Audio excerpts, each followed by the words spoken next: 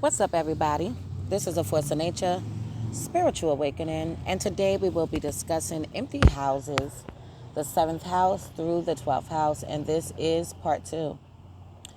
So, first off, okay, we are going to discuss the 7th house, okay, and what this really means. So, the 7th house is actually linked to Libra. Libra's ruling planet is Venus. When you think of the seventh house has to deal with commitment, marriage, one-on-one dealings with people. It has a lot to deal with socializing, business dealings, courtship, judges, lawyers, legal documents, and things like that. So, any kind of personal relationship that you have with somebody, you and another person, this is what we're going to be speaking about when it comes to an empty seventh house. So, in case of a empty seventh house, if you have this, okay, the seventh house, like I said, it has to deal with commitment and partnerships. And this house being empty can often make you scared that you will never get married or have a successful relationship. But it is actually the opposite. Okay, so when you have an empty seventh house, all right, what's going to go on and take place is that you can have very much meaningful relationships, deep relationships, long lasting relationships. It will not be really a struggle for you. So a lot of times people look and they say, oh, wow, my seventh house is empty. I don't have any planets in there. Okay, now, a lot of times people get a little concerned about that. They think they're not going to get married. They think that they're not going to be in a relationship. They think that maybe they're not worthy of love. And that is not true. It's the complete opposite. So you will likely always be in an engaging relationship and feel that it is hard to do so. You likely will also prefer long-term relationships, stable relationships, opposed to shorter relationships and flings and things. So people that have empty seventh houses, no planets in the seventh house, can definitely feel like they're longing for something more in a relationship. You know, they don't want to just be your side chick. They don't want to just be your side dude. Okay, they want something meaningful when it comes to relationships. Moving on to the empty eighth house. The empty eighth house. The eighth house is linked to Scorpio, and Scorpio's ruling planet is Pluto. So when we speak about the eighth house, we know that this house is about death, rebirth, and also transformation. But it also has to deal with the underworld. It has to deal with the inheritance. It has to deal with sex. It has to deal with astrology, alchemy, magic. So house is about the magical, the mystical side of life. Okay, a lot of things can be hidden in this house, but this has to deal with your conscious mind. Okay, so when you're thinking about your conscious mind, okay, a lot of times you can dismiss things yourself. Okay, not wanting to deal with certain things, wanting to ignore things, wanting to move on and not really focus on what is going on. So this could be considered a difficult house when we're speaking about this because it's so deep, so transformative. It has a lot to deal with transformation. And I have all these flies all over me because I'm outside. But so the eighth house in astrology represents death, rebirth, transformation, sex inheritance, and the underworld. So an empty eighth house doesn't mean your life will be short or that you will not be having sex. Okay, so don't think about that. It's going to have an opposite effect. So it's going to make you a very highly sensual and sexual person. Someone that loves to have sex. Someone that loves to try out new things. Someone that loves to be in astrology. Diving deep into those topics. Hidden knowledge, hidden information. All of these different types of things these people will be drawn to. Okay, and it will not even be a major focus of theirs. Okay, it won't be a focus like, I have to do this. It's naturally embedded in them. Okay, so this is one of the negative houses, so to speak, in astrology. I don't really see stuff as negative. I see things as obstacles or little difficulties. Okay, that's how I look at that. But having no planets in here can have a positive effect. Okay, so it's not a negative effect if you don't have any planets here. It's not that you're not going to be getting it in, having sex. It's not that you're going to die early in life or anything like that. You actually would live a long life. Okay, so now empty ninth house. The ninth house is linked to Sagittarius, and Sagittarius ruling planet is Jupiter. So Jupiter is the planet of expansion. This is the planet of spirituality or religion, higher learning, higher education, philosophical information, travel, okay, degrees, being a pastor, being a preacher, being a priest, being a nun, being a guru, being a healist, being wise, being knowledgeable. Okay, this house has a lot to deal with information. So, an empty ninth house with no planets in the ninth house, right? An empty ninth house of philosophy means that the themes around spirituality, travel, and higher learning, as well as higher education, are not a main focus in your life. It doesn't mean that you will not be spiritual or religious or enjoy vacations, but only that all these things will just happen for you instead of you feeling like you have to fight for them. Okay? So, when you have no planets in the house, it's actually a benefit to you because it does not become a major focus of yours. Okay, you could ease right into it. So somebody with the ninth house, empty ninth house, okay, you probably won't stress over traveling. And when I mean stress, like say you want to go somewhere. You know how people go back and forth between should I go, shouldn't I go, should I go, shouldn't I go. These people may just plan a trip sporadically and just take it. These people may just dive completely deep into spirituality just because that's just what they're interested in. But they don't have the back and forth energy pulling them back and forth. Okay, so an empty 10th house. The 10th house is linked to Capricorn, and Capricorn's ruling planet is, hi, how you doing? And Capricorn's ruling planet is Saturn.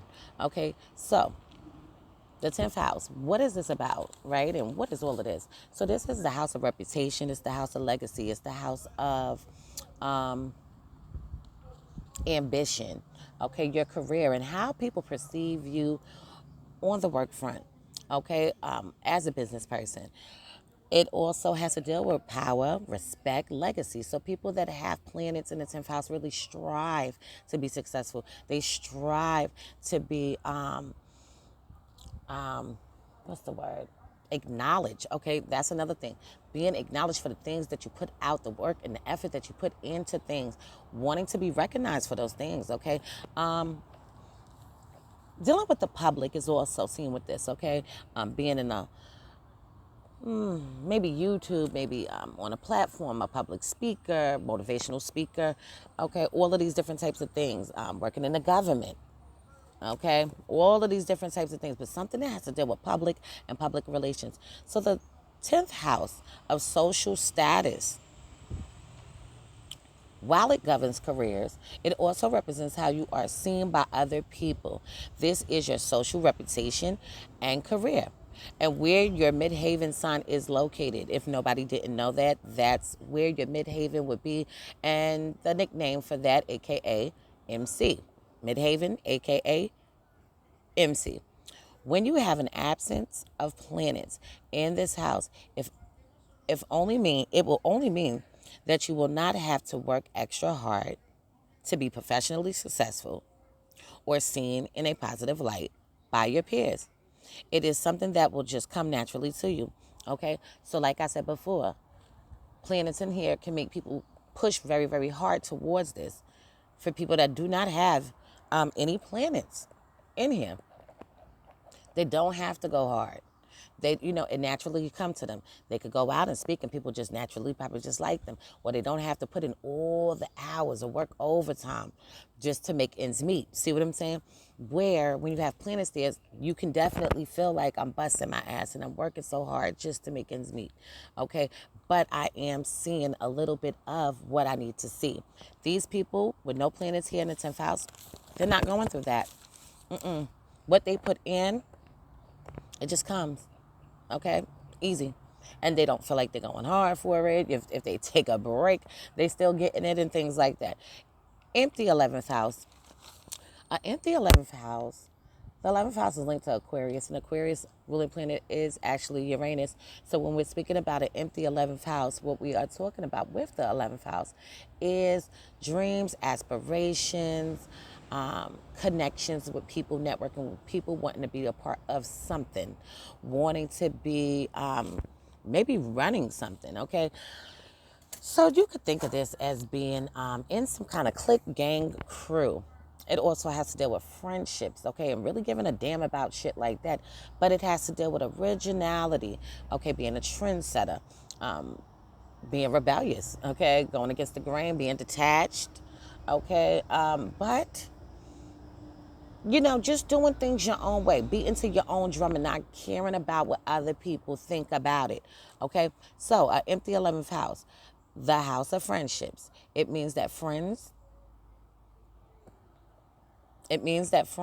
and connections with other people come easily to you. You don't have to work hard to be somebody's friend. You don't have to, go above and beyond to show them that you loyal. Okay. You likely have no problem meeting new people and tend to always surround yourself by relaxing and enjoying people, or even just having the attitude that you are more relaxed. Okay, could definitely be a night person. Love enjoying life, having a good time, turning up. Okay, loving to travel as well. Making connections with people could be very easy for you, all right, and beneficial to you. So these connections could come easily to you, which helps you always feel connected and supported. So an empty 12th house. So we are speaking about Pisces energy here. And while we're speaking about Pisces energy, we're also speaking about Neptune. Okay, so when we're speaking about this, what's going on and what's actually taking place is that this house is the subconscious house. This is a hidden house. It's linked to confusion, illusion, deception, along with spirituality. Okay, so if you're talking about spirituality and getting all into the otherworldly type of things, this is very much what this is all about. On top of that, another thing that's going to go on and take place is bed pleasures, past lives. Also, I'm just looking at everybody moving around. That's what I'm doing. Also, things being revealed to you over a course of time. And the 12th house is also linked to jails, it's linked to asylums, hospitals. It's a very, very deep house. Okay. Secrets as well. So this 12th house is the house of the subconscious. This is probably the most dangerous house to have when it comes to planets being in this particular house, because it can represent issues like addiction, mental disorders, mental illness. If this house is empty for you, it only means that you're likely healthy when it comes to your conscious mind. Okay, so if this house is empty for you, it only means that you likely are healthy consciously and unconsciously. So you can find joy in life and not let the challenging times overwhelm you. With the 12th house being empty, it actually means that you likely will live a better life. Okay, so everybody, please don't go too far, too crazy with these things. But a lot of times I do get a lot of people that ask me, oh, well, I don't have any planets in this house. What does this mean? And I usually tell them that it's really not a negative, it's a positive. Okay. But I wanted to go more depth into it so that you can have a full understanding. So this is a force of nature, spiritual awakening. Love is love, peace and blessings to you all. And I will see you on the next one.